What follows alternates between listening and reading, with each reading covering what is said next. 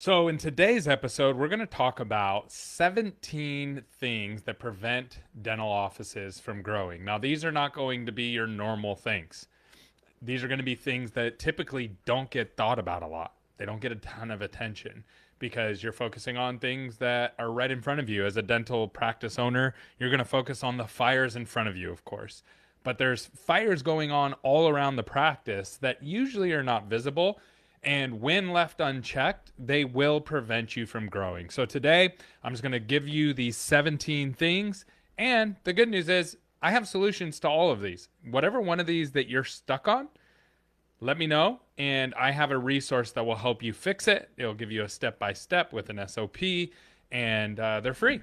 Doesn't cost anything. So let's jump into it. Number one, the thing that holds offices back from growing is low Google review count compared to your competition. Now, a lot of dentists misunderstand this because they go, well, Gary, I have a 5-star rating. And that's great. You should have a 5-star rating, or you should have a 4.6-star rating, right? And that's awesome. However, that is not what drives patients in necessarily. So if I'm going to look for a restaurant, or you're going to go look for a good restaurant, and you do a Google search, and you see an Italian restaurant with 500 5-star Google reviews. Sounds pretty good. You want Italian food? They got a bunch of Google reviews. That sounds great. But right next to it is an Italian restaurant with 2,000 Google reviews, 5-star. Which one is better? You're probably going to pick the 2,000 Google reviews.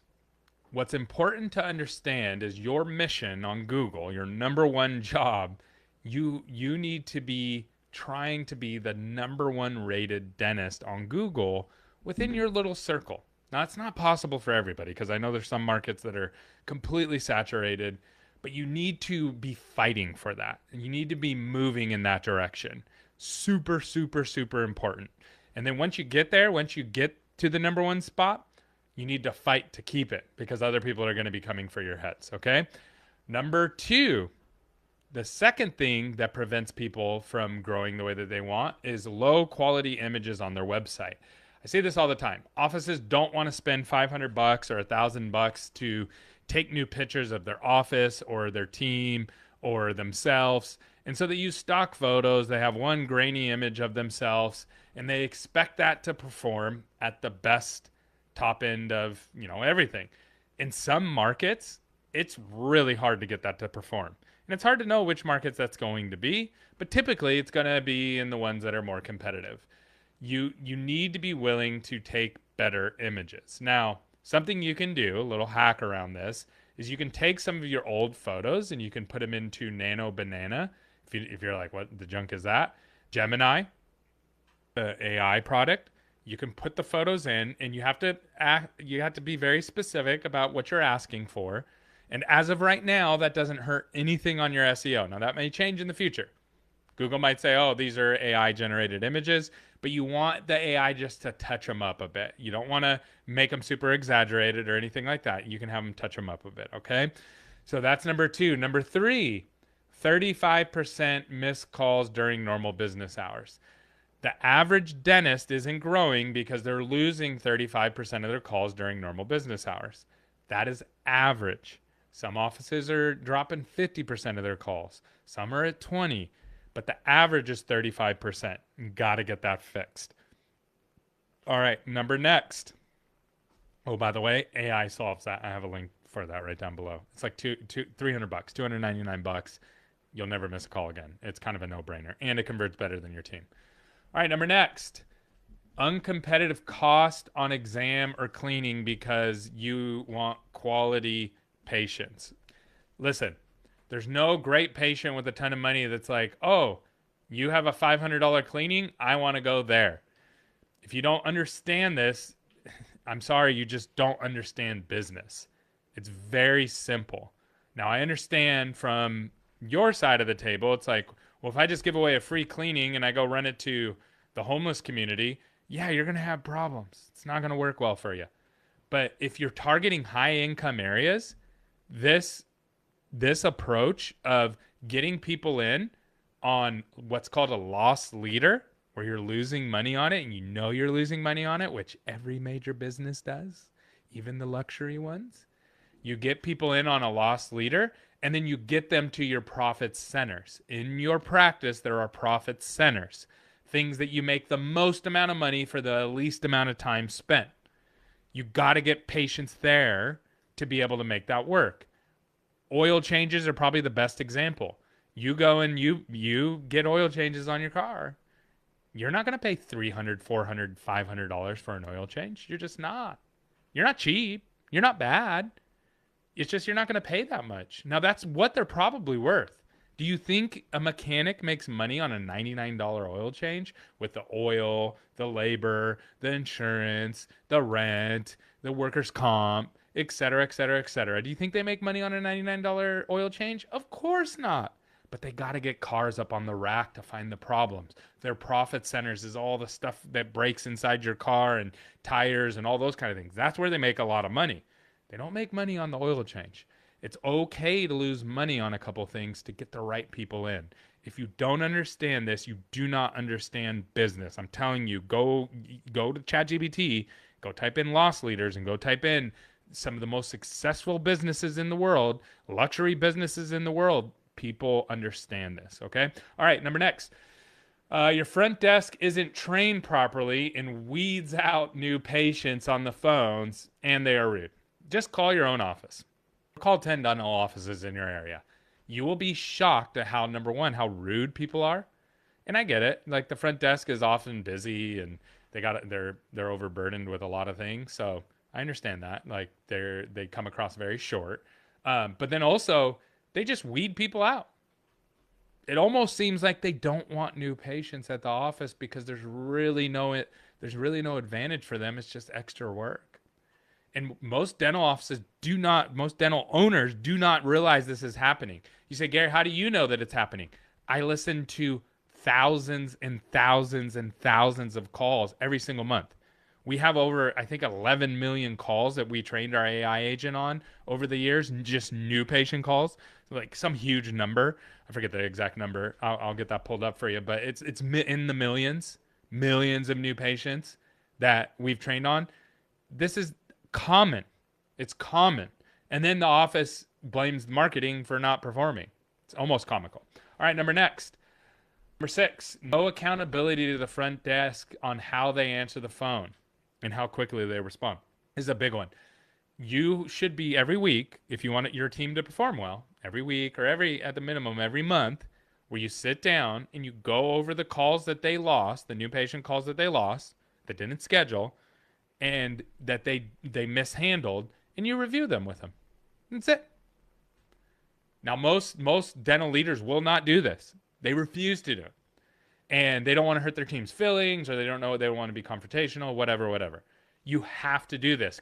The reason for it is your team needs to know that you're serious about following the scripting, because this is how you're going to grow. The average dental office only converts 50% of their new patient calls.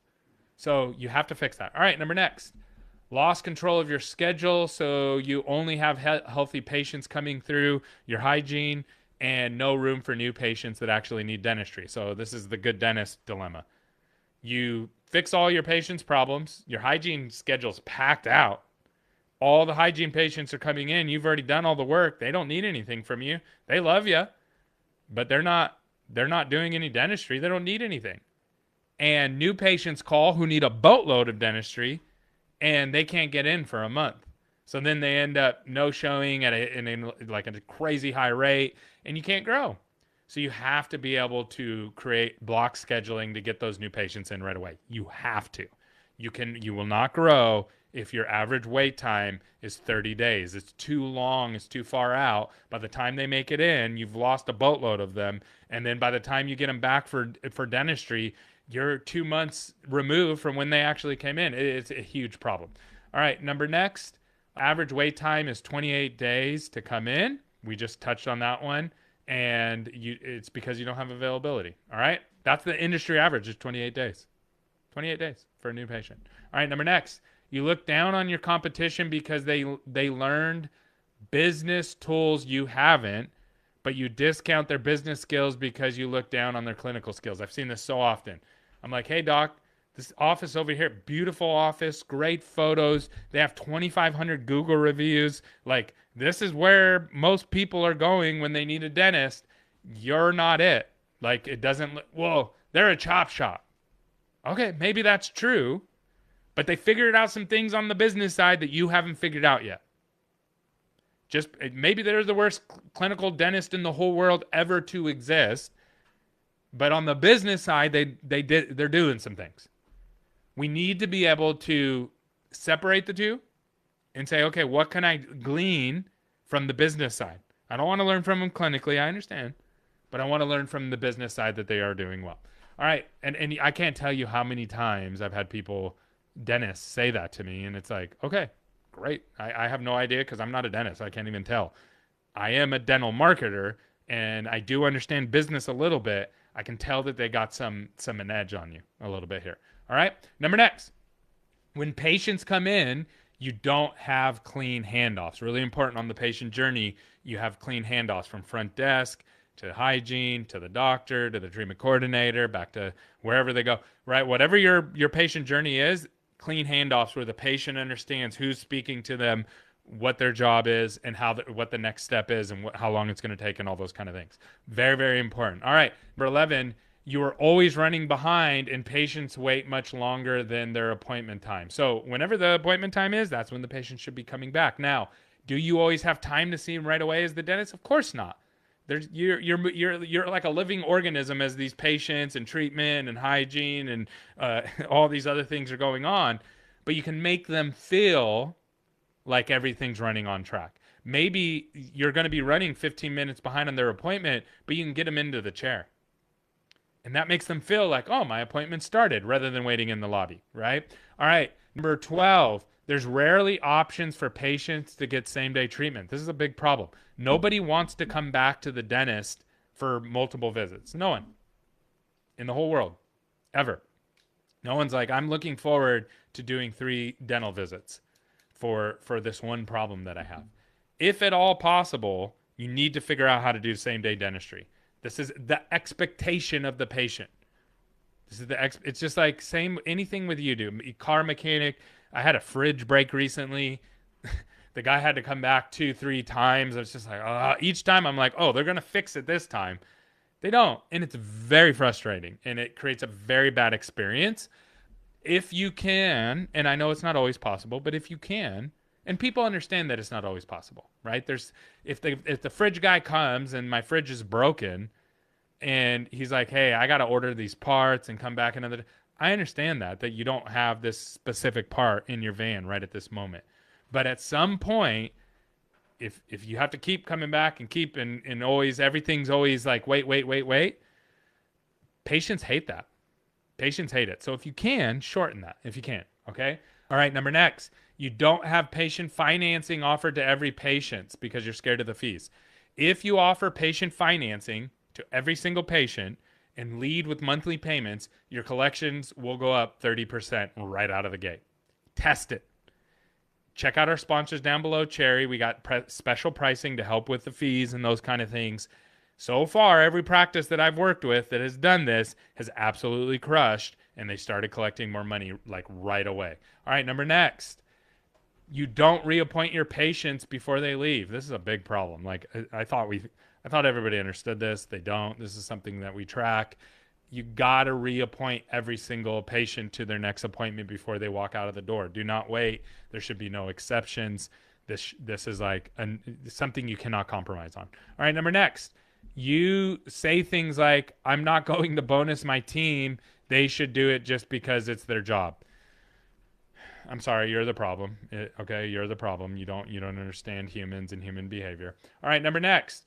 You haven't mapped out your competition and looked at your marketing opportunities. This is a big one. You need to know what's going on in your market from a marketing perspective, not a clinical perspective. I know you know clinically what's going on with all these dentists because you see their patients. And I know you know some of them are really good and some of them are really bad. And that's fine. But you need to understand also what's going on from a business perspective, because sometimes the worst dentists are the best business people. And sometimes the best dentists are the worst business people, right? Now, in an ideal world, I would love if all the best clinicians were the best business people, but that's just not reality. And so you need to be able to work with somebody to help you map out your market and look at your competition and look at what's going on. And if you don't do that, you will fall behind and they will grab up more of the market share of new patients. All right, number next and lastly, you haven't figured out how to align your financial goals with your team's financial goals. This is a big one. So I have systems literally on all of these. So just let me know down in the comments, hey Gary, I need help with this one. I've been trying to solve it, and I will get you help with all 17 of these. I have a resource or a software that will help you with it. So hopefully that helped you. I hope you have a great day.